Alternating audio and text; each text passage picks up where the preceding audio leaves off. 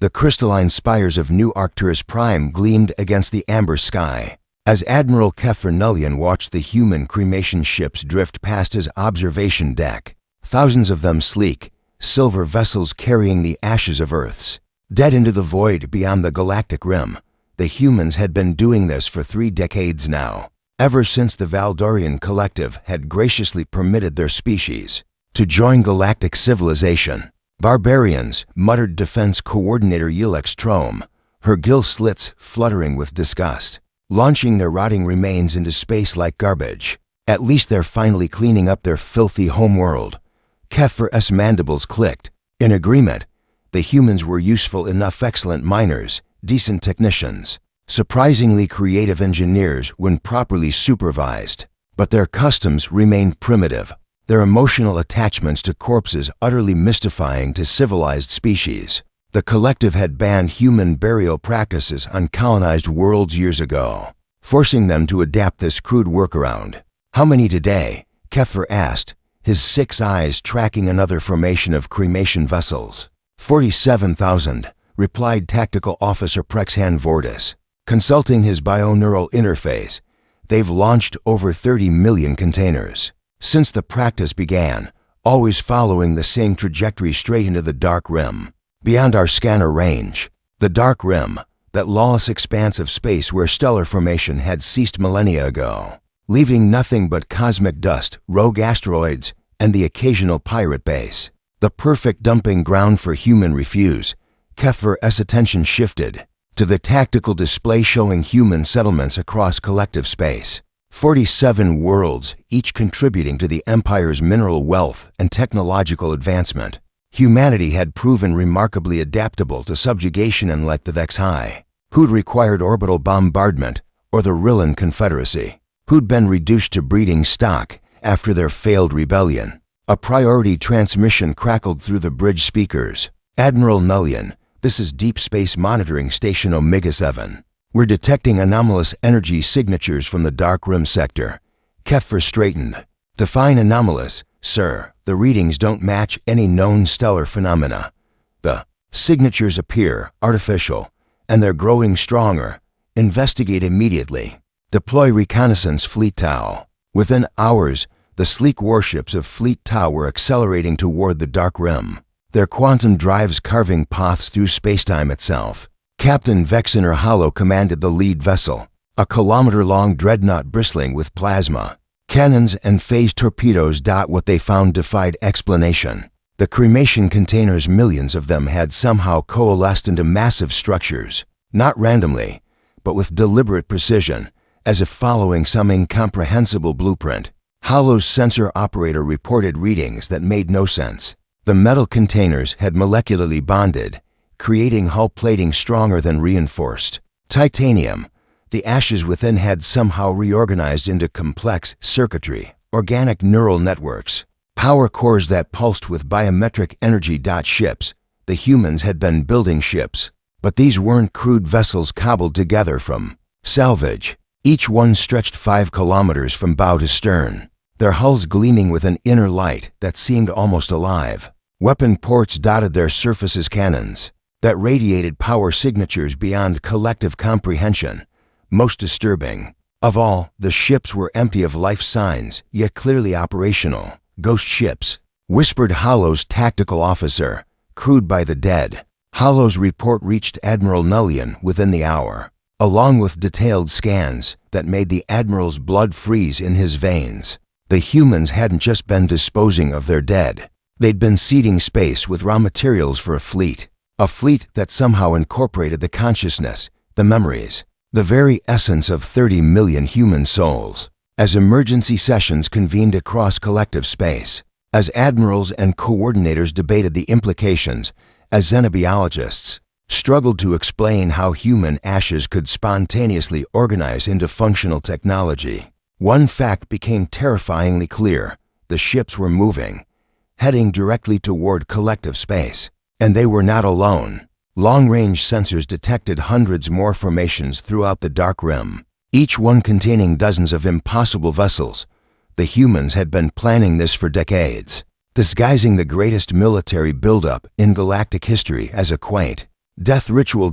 Admiral Nullian stood before the collective High Council, his voice steady despite the tremor in his primary hands. Honorable coordinators, we face an unprecedented threat. The humans have constructed a fleet that defies our understanding of physics, biology, and technology. Our xenological teams estimate over 3,000 capital ships, each crewed by the digitized consciousness of their dead. Coordinator Prime Jeltax Voron's massive form shifted on the Council platform. You're telling us that humanity has been building weapons from corpses? Yes, Coordinator Prime, and based on their current trajectory, they'll reach our outer colonies in 72 hours. The Council chamber erupted in chittering, harmonious song and biochemical fear sense as representatives from 37 species processed the impossible news. Humanity, the youngest, most primitive member of the collective, had somehow achieved what their greatest scientists had deemed impossible: consciousness transfer on a massive scale, powered by the quantum entanglement of cremated remains. As the debate raged, Admiral Nullian couldn't shake the memory of something a human engineer had once told him. During a mining operation dispute, "We never forget our dead, Admiral, and the dead never forget what was done to them." The first contact came at the outer perimeter of collective space, where monitoring station Delta 3 maintained watch over the empty void between galaxies. Sensor technician Carnval Pithox had been tracking the approaching signatures for 6 hours when his instruments suddenly screamed with proximity alerts.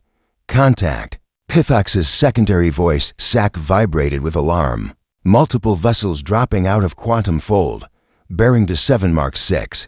Station Commander Rilks Hatmorvik rushed to the central display. As reality tore open in brilliant flashes of azure light, the human ships emerged like predators from deep water, sleek, impossible vessels that seemed to absorb light rather than reflect it. Their hulls pulsed with veins of bioluminescent energy, and their very presence made the station's artificial gravity fluctuate. "Transmit standard first contact protocols," Morvik ordered. Though his gill slits betrayed his nervousness, all frequencies, all known languages.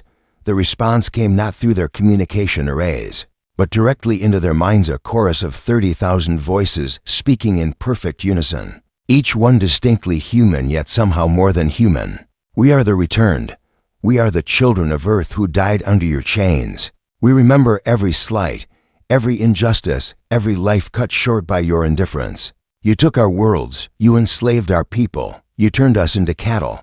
Now, you will learn what we learned in death, that some debts can only be paid in blood." The transmission cut off, leaving the station crew in stunned silence. Then the weapons fire began. The human ships didn't use conventional plasma cannons or phase torpedoes. Instead, streams of silver particles, cremated remains weaponized at the molecular level, lanced out from their hulls at near light speed. When the first beam struck monitoring station Delta 3's shields, the energy barriers didn't just collapse, they screamed.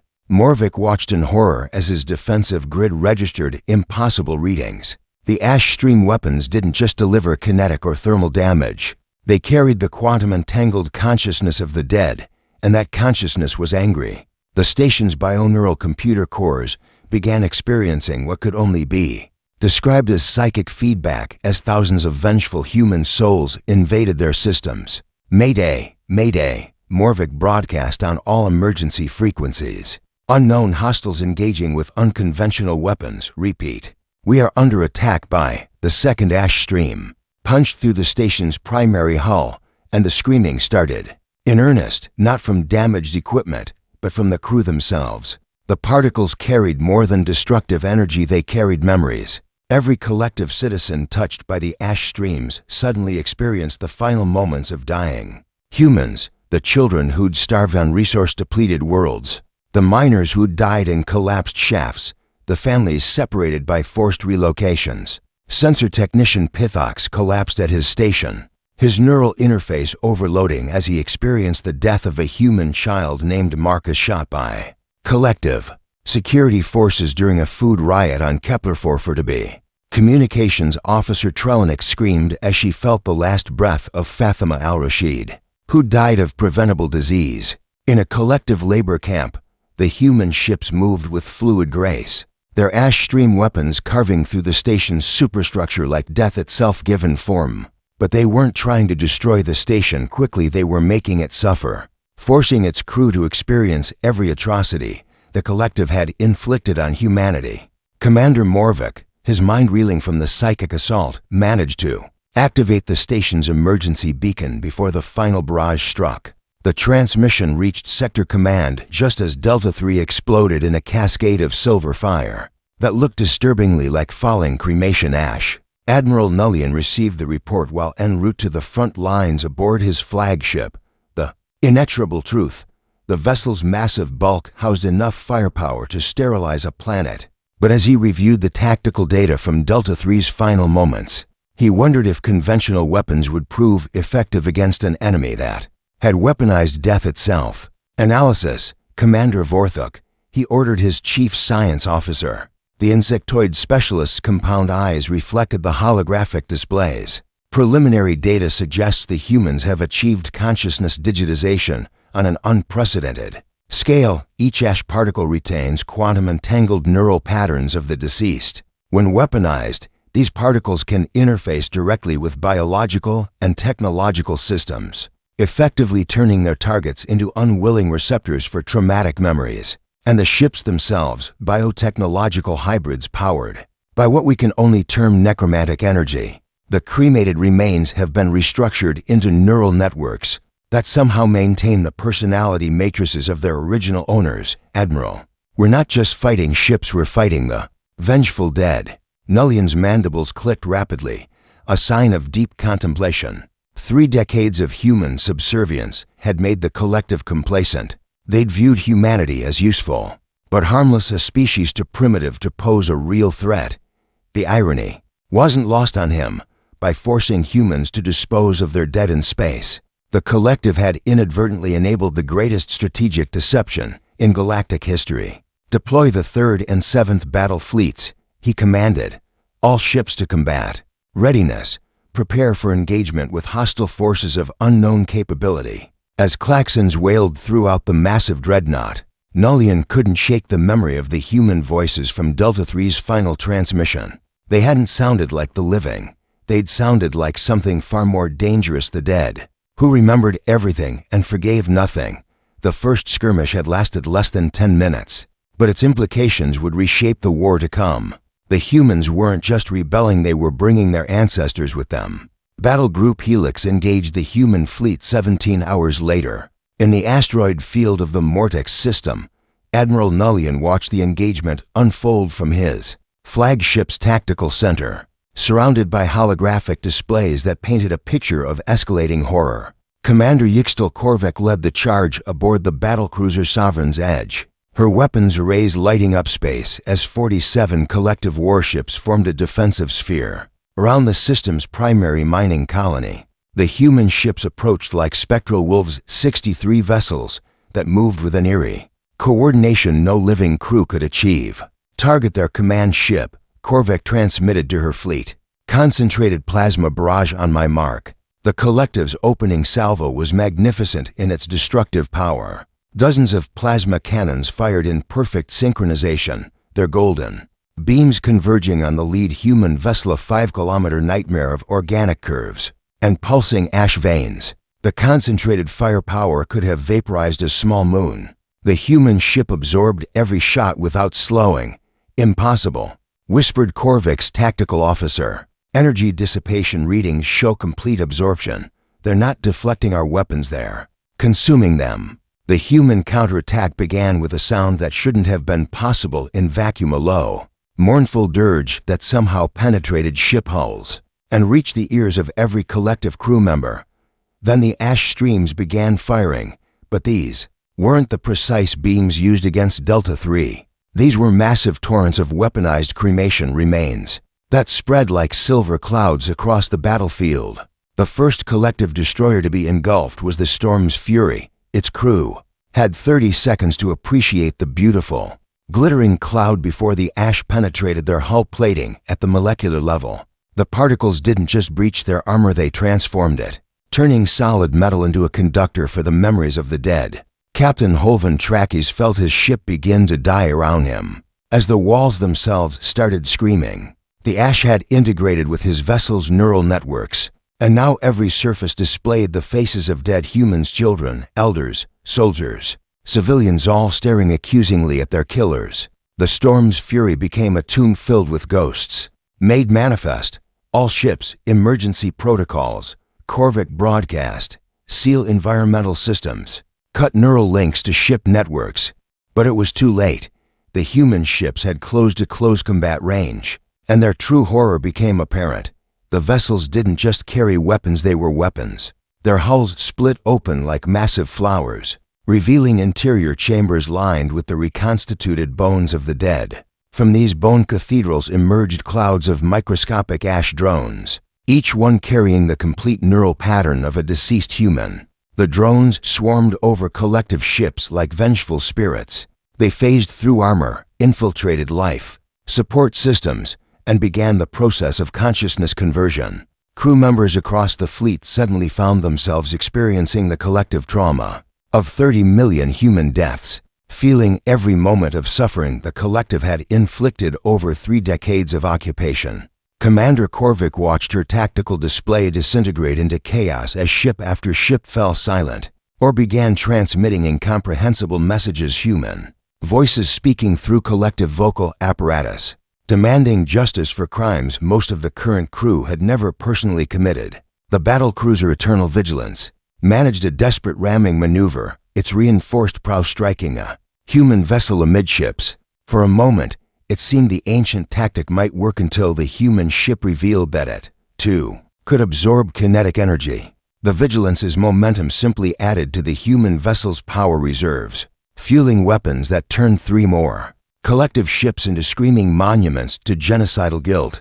Admiral Nullian. Korvac's voice crackled through increasingly unstable communications. "We're not fighting ships, sir. We're fighting something that's already dead. Our weapons feed them. Our tactics are useless. These aren't vessels, they're tombs that learned to fly." Aboard his flagship, Admiral Nullian processed the battle reports with growing dread. His forces had superior numbers, advanced technology, and centuries of military doctrine. None of it mattered. The humans had turned death itself into a weapon, and conventional warfare became irrelevant when fighting an enemy powered by the accumulated suffering of the oppressed. "Sir," reported his chief intelligence officer, "we're detecting massive quantum signatures throughout the Dark Rim. Long-range scans suggest thousands more human vessels are beginning to move. This isn't just one fleet, it's an armada." Nullian's primary heart sank as the tactical implications became clear. For 30 years, every human death under collective rule had been carefully documented, catalogued, and launched into space as cremated remains. 30 million souls, each one carrying memories of injustice, each one now part of a vast necromantic war machine. "Recall all forward units," he ordered. "Fall back to defensive positions around the core worlds. Activate the Meridian Protocol." The Meridian Protocol, the collective's ultimate contingency plan, designed for wars of extinction. As Battle Group Helix retreated in disarray, leaving 23 destroyed ships in their wake, Nullian realized that humanity had done more than stage a rebellion. They had declared war on life itself. The surviving footage from the Mortix engagement would haunt collective leadership for months to come. Massive human ships drifting through debris fields, their bone cathedral interiors visible through translucent hull sections. Millions of reconstituted skeletons, manning impossible weapon systems powered by crystallized grief and rage. And the singing, always the singing, the voices of the dead, harmonizing in languages both human and utterly alien. A funeral dirge for an entire civilization that had learned too late that some species refused to stay buried. The collective war machine, mobilized with the desperate efficiency of a species facing extinction. Within 48 hours of the Mortex disaster, Supreme Commander Turvash Drekshin had assembled the largest fleet in galactic history. Over 3,000 warships drawn from every member world, along with planetary siege engines and experimental weapons pulled from the deepest research vaults. Drekshin stood in the command center of the Titan-class dreadnought World's End, studying holographic projections of human fleet movements. The enemy had divided into 7 massive formations, each one heading toward a different core world. Their strategy was clear, not just conquest, but simultaneous annihilation of collective civilization. Report from the Xenobiology Division. Announces aide, Commander Pelrix Hawthon. They've discovered a potential weakness in the human neural networks. Directions for eyes focused intently. Explain. The consciousness digitization process relies on quantum entanglement between cremated remains and living neural patterns. If we can disrupt that entanglement on a massive scale, we might be able to sever the connection between the dead and their ship bodies. How? Psionic weapons. The Vrelhun developed psychic disruptors during their civil wars. If we modify them to target quantum neural frequencies, do it. Requisition every psionic amplifier in collective space. As his technical teams worked frantically to weaponize ancient Vrelhun technology, Direction received updates that painted an increasingly grim picture. The human fleets weren't just advancing, they were recruiting. Every world they passed left gravitational disturbances in space where mass graves had been exhumed. Their contents somehow transported to the approaching vessels. The dead were coming home. The first major engagement under the new paradigm occurred at Zirian Prime, an agricultural world that supplied food to 12 systems. Sector Admiral Kavan Ulrich commanded the defensive fleet. From aboard the heavy cruiser Endless Dawn, her ship's hull bristling with hastily installed psionic projectors, the human formation approached like a funeral procession. 87 ships that moved in perfect synchronization, their ash-veined hulls pulsing with the rhythm of non-existent heartbeats. Between them drifted smaller vessels, the converted cremation ships humanity had been launching for decades, now revealed as part of an intricate supply network. All ships, activate psionic disruptors on my command, Ulrich ordered. Target the largest vessels first. The psychic barrage was unlike anything previously seen in galactic warfare. Waves of mental energy, refined through Vrelhun crystals and amplified by collective technology, lanced out toward the human fleet. The effect was immediate and horrifying. The smaller cremation ships simply stopped. Their pulsing lights faded as the quantum entanglement holding their consciousness networks together unraveled. Thousands of digitized human souls were torn apart in an instant, their final death screams echoing through subspace. But the larger vessels, the cathedral ships built from millions of concentrated remains, proved more resilient. The psionic weapons damaged them, causing sections of their bioneural hulls to go dark. But they kept coming, and now they were angry. Target achieved, reported Ulrich's tactical officer. Enemy advance has slowed by. The transmission cut off as the lead human ship opened fire with a weapon that defied classification. Not ash streams this time, but pure crystallized memory given destructive form. The beam struck the Endless Dawn's shields and passed through them as if they didn't exist, because to the weapon they didn't. It was attacking the ship that existed in the memories of every human who had ever died aboard a collective vessel. Admiral Ulrich felt her consciousness fragment as thousands of human death experiences flooded her mind simultaneously. She experienced the suffocation of vacuum exposure, the burning of plasma weapons, the crushing weight of explosive decompression. Every way humans had died in space combat, compressed into a single overwhelming moment. Her crew fared no better. The bridge filled with the screams of officers experiencing centuries of human suffering, while their ship's systems began displaying impossible readings. Their computer cores were being invaded not by viruses or hostile code, but by the digitized despair of an entire civilization. The battle became a rout within hours. Collective ships fled in all directions as human vessels systematically dismantled their psionic weapons with targeted ash strikes. But the retreating fleet carried more than tactical intelligence. They carried the terrified testimonies of survivors who had glimpsed something worse than death. The humans weren't just using their deceased as weapons, they were converting enemy dead as well. Collective crew members killed by ash stream weapons didn't simply die, their consciousness patterns were harvested and integrated into the human neural networks. The enemy was growing stronger with every engagement, adding the memories and skills of their opponents to their vast collective. Supreme Commander Direction processed the reports with mounting horror. His psionic weapons had proven effective against smaller human vessels, but the cost was becoming clear. Every human consciousness destroyed sent ripples of psychic feedback through the quantum field, causing crew members across his fleet to experience random death memories. His own forces were being traumatized by their victories.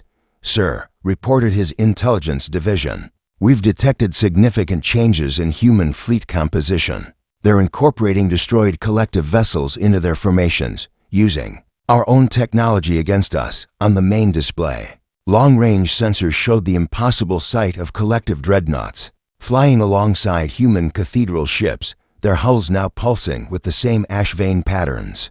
The dead had claimed not just human souls, but the very ships that had killed them. "How many crew members on those vessels?" Drekshin asked, though he already feared the answer. Initial estimates suggest 60,000 collective personnel were aboard the ships when they were converted. They appear to be functioning as part of the human neural network now. Drekshin's worst nightmares were coming true. The humans hadn't just weaponized death, they had made it contagious. Every battle fought, every weapon fired, every life lost only strengthened their incomprehensible enemy. As he prepared for the next phase of the war, one thought haunted him above all others. They were no longer fighting to win, but to avoid joining the ranks of the vengeful dead. The Battle of the Nexus Confluence would be remembered as the bloodiest engagement in galactic history, though battle failed to capture the cosmic horror that unfolded across 17 star systems simultaneously. Supreme Commander Drekshin had committed the entirety of collective military might to one desperate gambit. If they could destroy the central human command vessel, the vast neural network might collapse. The target was a monstrosity beyond imagination, a ship 30 kilometers long that pulsed with the concentrated consciousness of 10 million human dead. It had once been the cremation vessel Eternal Rest, but now it defied physics as a living cathedral of bone and ash, its hull inscribed with the names of every human who had died under collective rule. All fleets converge on the primary target, Drekshin commanded from World's End's bridge. Around him, 4,000 collective warships formed the largest military formation in recorded history. This ends today. The human response was immediate and terrifying. From the depths of space came the singing, a harmonic resonance created by 300 cathedral ships, all vocalizing in perfect unity. The sound shouldn't have carried through vacuum, but it did, vibrating through ship hulls and into the bones of every living creature within 50 light minutes. Admiral Vexahan Corvette led the first wave aboard the super dreadnought Infinite Wrath, her weapons raised, charging for maximum yield bombardment. The human fleet arranged itself in a perfect sphere around their command vessel, protecting it with interlocking fields of ash stream fire that turned space itself into a killing field. All ships execute pattern Omega, Corvette transmitted. Simultaneous bombardment in 3, 2, 1, fire. The concentrated firepower of 800 warships struck the human defensive sphere like the birth of a new star. Plasma cannons, quantum torpedoes, gravitometric missiles, and experimental psionic weapons all fired simultaneously. The destructive energy was sufficient to crack planets, and for a moment, it worked. Dozens of human vessels simply vanished in cascading explosions, their ash neural networks overloaded by the massive assault. But victory lasted only seconds. The destroyed ship's consciousness patterns didn't dissipate, they transferred to the survivors. The remaining human vessels suddenly blazed with increased power as they absorbed the digital souls of their fallen comrades. Worse, the deaths had triggered some kind of quantum cascade effect. Every cremation container ever launched from human space suddenly activated simultaneously. Across the galaxy, 30 million ash repositories that had been drifting dormant in the dark rim blazed to life, each one becoming a miniature resurrection node. The metal containers unfolded like technological flowers, revealing interior chambers lined with crystallized human remains that pulsed with newborn consciousness. "Sir," reported World's End's sensor operator, his voice cracking with disbelief, "we're detecting massive quantum signatures from the dark rim. Something is coming." What emerged from the empty void was humanity's final revelation. Not ships, but a swarm, millions of small vessels, each one containing the digitized consciousness of a single human death. They moved like schools of silver fish, flowing around obstacles, coordinating through quantum entanglement, and bringing with them the accumulated rage of every injustice ever inflicted. The collective's battle lines dissolved into chaos as the swarm washed over them. Individual vessels found themselves engulfed by hundreds of tiny attackers, each one kamikaze diving into their hulls while broadcasting the death memory of its occupant. Captain Riltex Morvan watched in horror as his destroyer, the piercing light, was consumed by ash drones carrying the consciousness of human children. Each impact transmitted the final moments of innocence killed by collective weapons, forcing his crew to experience the deaths of those they had unknowingly oppressed. "Shields are useless," his tactical officer reported through tears of biochemical grief. "They're phasing through our defenses like we're not even here." Across the battlefield, the massacre continued with mechanical precision. The human swarm had turned death into an art form, with each drone perfectly calibrated to deliver maximum psychological trauma, along with its physical destruction. Collective vessels became floating mausoleums, their crews driven insane by the collective weight of human suffering. Supreme Commander Drection watched his mighty fleet dissolve into screaming chaos. From the Bridge of World's End, 3,000 ships reduced to debris in under an hour, their crews either dead or driven insane by the psychic assault. The humans had turned war itself into a form of poetic justice. "All remaining units, fall back to the core worlds," he ordered, his voice barely controlled. "Execute the burning protocol." The burning protocol, the collective's ultimate weapon. A planet killer that could sterilize entire star systems. As his shattered fleet retreated through jump points, Drexen's strategic computers calculated the impossible truth. They had lost over 60% of their military strength in a single engagement. But the humans weren't finished. The 30-kilometer command vessel, untouched throughout the battle, began to sing in a voice that resonated across subspace. Every remaining ash drone, every cathedral ship, every converted collective vessel joined the chorus. The sound was a funeral dirge for one species and a birth cry for another. As the harmonic resonance reached its crescendo, something unprecedented happened. The human fleet began to merge, individual vessels flowing together like drops of mercury. The ash neural networks interconnected, creating a single vast consciousness that incorporated every human who had ever lived and died under collective rule. When the transformation completed, what remained was no longer a fleet, but a single entity, a ship mined 50 kilometers in diameter, its surface writhing with the faces of 30 million human souls. It spoke with the collective voice of an entire species suffering, and its words reached every collective world simultaneously. "We are the sum of every life you stole, every dream you crushed, every child you left to die. We are the price of your empire. Come home to collect. You made us into this. Now face what you have created." The battle of the Nexus confluence was over.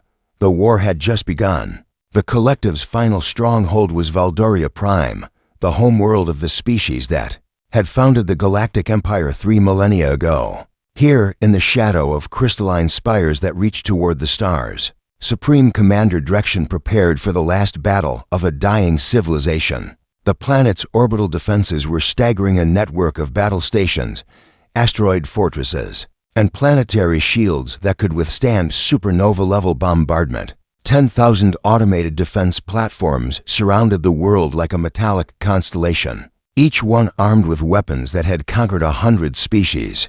But against the approaching monstrosity, even these seemed insignificant. The human vessel now, calling itself the Reckoning, filled scanner screens like a miniature moon. Its hull writhed with the accumulated consciousness of every human who had died screaming, and its very presence bent spacetime around it. The ship mine had consumed entire asteroid belts during its journey, converting raw matter into additional neural processing power. Planetary population evacuation is complete, reported Defense Coordinator Yulek Strom from the primary command bunker. All non-essential personnel have been moved to the deep shelters. Drection nodded grimly. The Valdorian Council had finally authorized the unthinkable, the total militarization of their home world. Every citizen was now a soldier, every building a fortress, every street a potential battlefield. If humanity wanted Valdoria Prime, they would have to kill for it. The first assault began with a sound that defied physics. The reckoning sang its death song through quantum resonance, a harmonic frequency that vibrated through planetary matter itself. Windows shattered across the capital city, and seismic monitoring stations detected impossible oscillations. In the planet's core, orbital platforms opened fire, direction commanded. 10,000 weapons systems activated simultaneously, creating a storm of destructive energy that could have sterilized a dozen worlds. Plasma beams, gravimetric warheads, and quantum disruption torpedoes struck the reckoning in a sustained barrage that lasted for 17 minutes without pause. The human ship mind absorbed it all. Energy readings are off the scale, reported the tactical division. They're not just deflecting our attacks, they're feeding on them. Every shot we fire makes them stronger. The counterattack was swift and merciless. From the reckoning's hull emerged a cloud of ash drones, but these were different from previous encounters. Each drone was the size of a corvette, containing the compressed consciousness of thousands of human souls. They moved through space like silver predators, seeking not just destruction but conversion. The first orbital platform to be engulfed was Defense Station Omega-7. Its crew had 30 seconds to appreciate the beautiful, terrible sight of their station being devoured by what looked like crystallized starlight. Then the ash drones began their work, converting metal into neural conduit and transforming the station's computer cores into receptacles for human consciousness. Within minutes, the platform had become part of the reckoning's distributed mind. Its weapons turned on neighboring stations, broadcasting messages from dead humans who identified their killers by name, unique designation, and the specific atrocities they had committed. Station Commander Yexevil Porthan, one transmission began. You authorized the bombing of the refugee camps on Kepler-4 to be. We remember the 3,000 children who burned. Their voices are part of us now, and they want to speak with you. The psychological warfare was as devastating as the physical assault. Collective officers across the defense network began receiving personalized death threats from humans they had killed decades ago. The dead remembered everything, every face, every name, every moment of suffering, and they were using that knowledge to break their enemies' minds. As orbital station after orbital station fell to conversion or direct assault, Supreme Commander Drexion made the decision that would define his species' legacy. He activated the Valdorian contingency, the transformation of their homeworld, into a single massive weapon. Deep beneath Valdoria Prime's surface, fusion reactors that had powered the planet for 3,000 years were overloaded simultaneously. The entire world became a bomb, its core destabilizing in a controlled cascade that would culminate in a planet-killing explosion, capable of destroying everything within a full light year. Attention human vessel, Drexion broadcast on all frequencies. You have 60 minutes to withdraw before this entire system is sterilized. Your victory ends here. The Reckoning's response came not through communication arrays, but through the quantum field itself, a message that reached directly into the minds of every living being. On Valdoria Prime, you threaten to destroy your own world rather than face justice. This is who you have always been, a species that would burn the galaxy before admitting fault. Very well. Let us see how your people die when they finally understand what they have done to others. Instead of withdrawing, the Reckoning descended toward the planet's surface. But it didn't come as a conqueror, it came as a teacher. As the massive ship mind entered Valdoria Prime's atmosphere, it began broadcasting something unprecedented.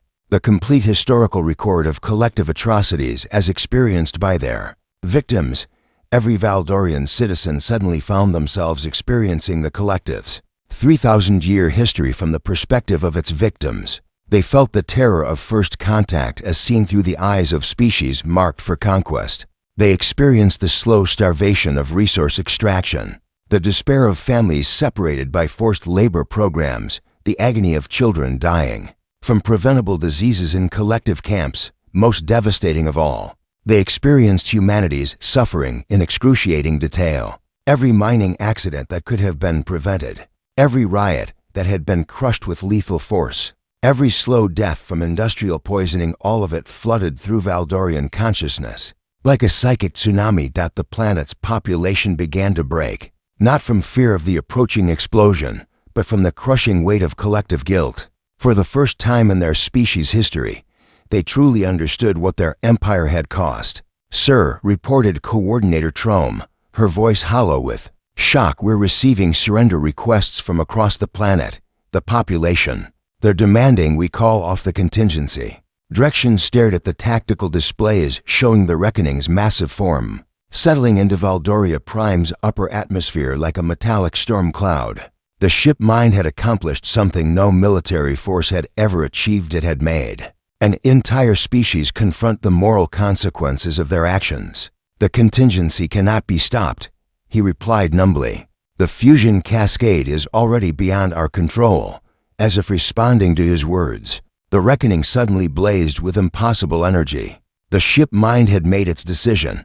If Valdoria Prime was determined to die, then it would ensure that death served a greater purpose. The human vessel began to fragment, its massive hull splitting into millions of component parts. But instead of scattering, the pieces moved with deliberate precision, embedding themselves throughout the planet's crust. In those final moments, Drexian realized what the humans intended. They weren't trying to stop the explosion, they were going to contain it.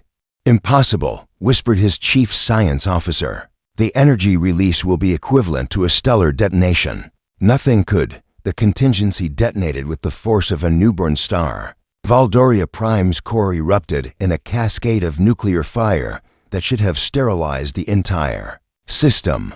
But the fragments of the Reckoning formed a containment grid around the explosion, channeling the destructive energy into their own neural networks. For 30 million digitized human souls, the planet's death was simply another source of power, to be absorbed and converted. They took the fury of a dying world and transformed it into something else entirely, a quantum beacon that would carry their message across the galaxy. As the explosion faded and the dust settled, what remained was not destruction but transformation. Valdoria Prime had become a monument, a crystalline sphere, covered in the names of every victim of collective oppression, powered by the sacrificial fury of humanity's dead. The beacon's message reached every inhabited world in the galaxy simultaneously. The complete historical record of the collective's crimes, experienced from the victim's perspective, impossible to deny or dismiss. No species could claim ignorance anymore. Everyone knew exactly what their civilization had been built upon. But the beacon carried more than testimony. It carried an ultimatum. We are the Reckoning, and we are not finished. Every species that participated in our oppression, every world that profited from our suffering, every leader who looked away while we died, you have one choice: justice or vengeance. Choose wisely. We will be watching. The last stand had become something unprecedented in galactic history, not a military victory, but a moral revolution that would reshape civilization itself. 3 months after the transformation of Valdoria Prime, the galaxy was unrecognizable. The collective's government had collapsed within days of the beacon's activation. As member species fled the Alliance in panic, entire sectors declared independence, while others descended into civil wars between those who demanded justice for historical crimes and those who refused to accept responsibility. On Earth, now free for the first time in 3 decades, Director Kellen Voss stood in the rebuilt memorial gardens where the Great Resurrection had begun. The soil beneath his feet contained actual cremation ash, the few remains that hadn't answered the call to join the Reckoning. They rested peacefully now, their duty complete. "The final count," reported his aide, Dr. Nira Blackthorne, consulting her quantum tablet. 47 former collective species have requested formal audiences to discuss reparations. 12 others have submitted to complete governmental restructuring under human oversight. Voss nodded, his expression thoughtful. The irony wasn't lost on him. Humanity, the youngest species in the galaxy, had become its reluctant rulers through the sacrifice of their own dead. The Reckoning had scattered after Valdoria Prime, its component consciousness matrices spreading throughout collective space. To establish monitoring stations on every inhabited world, the dead were watching, always watching, ensuring that the crimes of the past were neither forgotten nor repeated. "And the others?" Voss asked. "The hegemony of worlds has declared war on all human settlements. They're calling us necromantic abominations and demanding our complete extermination." Voss smiled grimly. Some species never learned. In the depths of space, the consciousness that had once been Captain Elena Vasquez drifted through the quantum field that connected all human neural networks. Death had changed her, as it had changed them all, but the core of her humanity remained intact. She could feel the presence of her 30 million fellow souls, each one maintaining their individual identity while contributing to the collective whole. They had become something new, not quite alive, not quite dead, but undeniably eternal. The universe's first truly immortal species, bound together by shared trauma and united by an unshakable commitment to justice. A priority alert drew her attention to the hegemony sectors, where a massive fleet was assembling for assault on the human colony world of New Geneva. The enemy had learned nothing from the collective's fate, still believing that conventional warfare could defeat an enemy that had transcended physical death. Vasquez's consciousness touched the quantum beacon network, sending a simple message to her fellow souls: the children need protection. The response was immediate. Across 50 star systems, monitoring stations pulsed with acknowledgement as millions of digitized humans prepared for war. But this time, they wouldn't need to build ships from cremation ash or convert enemy vessels to their cause. They had something better: the complete infrastructure of a galactic civilization, now operated by the vengeful dead. Every space station that had once oppressed humanity now served the reckoning. Every communications network that had once spread collective propaganda now carried the voices of human souls. Every weapon system that had once killed their people now stood ready to defend their children. The hegemony fleet emerged from hyperspace expecting to find a poorly defended colony world. Instead, they faced the wrath of an entire species that had learned to weaponize mortality itself. The battle lasted for hours and resulted in the complete annihilation of the attacking force. But the reckoning's victory carried a message that reverberated across the galaxy. Humanity's children were under the protection of 30 million souls who could not be killed, could not be reasoned with, and would never, ever forgive. Within a year, the galaxy had restructured itself around a simple principle: the dead remember everything, and they're watching. Former oppressor species found themselves subject to monitoring by human consciousness matrices embedded in their infrastructure.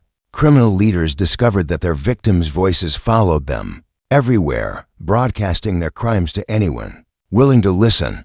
But the new order wasn't built on vengeance alone. The reckoning had absorbed the memories and knowledge of every human who had ever lived, creating a vast repository of experience that they shared freely with those willing to learn. From history's mistakes, medical advances drawn from the suffering of the dead cured diseases that had plagued species for millennia, engineering solutions born from industrial accidents prevented countless disasters. Social reforms inspired by the memories of the oppressed created the most just civilization the galaxy had ever known on Earth. Director Voss received a final report that brought tears to his eyes. The last human colony ship had returned home after 3 decades of exile, its passengers weeping as they saw their homeworld's blue skies for the first time. The children born in slavery were finally free, protected by the eternal vigilance of their ancestors. In the quantum field that connected all human consciousness, Elena Vasquez felt a moment of perfect peace. They had achieved something unprecedented in galactic history, not just victory, but transformation. Death had taught them the true value of life, and suffering had shown them the meaning of justice. The galaxy would never again forget the price of oppression, because the dead would never let them. As new species made contact with human space, they were greeted not with conquest fleets, but with memorial gardens where the names of every victim were carved in crystalline monuments that would endure until the heat death of the universe. The message was clear and eternal: we remember, we watch, we judge, and in the depths of space, 30 million human souls sang their eternal song, no longer a funeral dirge, but a lullaby for the civilization they had died to protect and risen to preserve. The ashes had become ships, the ships had become gods, and the gods had chosen mercy for those wise enough to learn from the past, and justice for those too proud to accept the truth of their crimes. Humanity's greatest victory was teaching the galaxy that some debts can only be paid by remembering, and that the dead, given voice, become the most powerful teachers of all.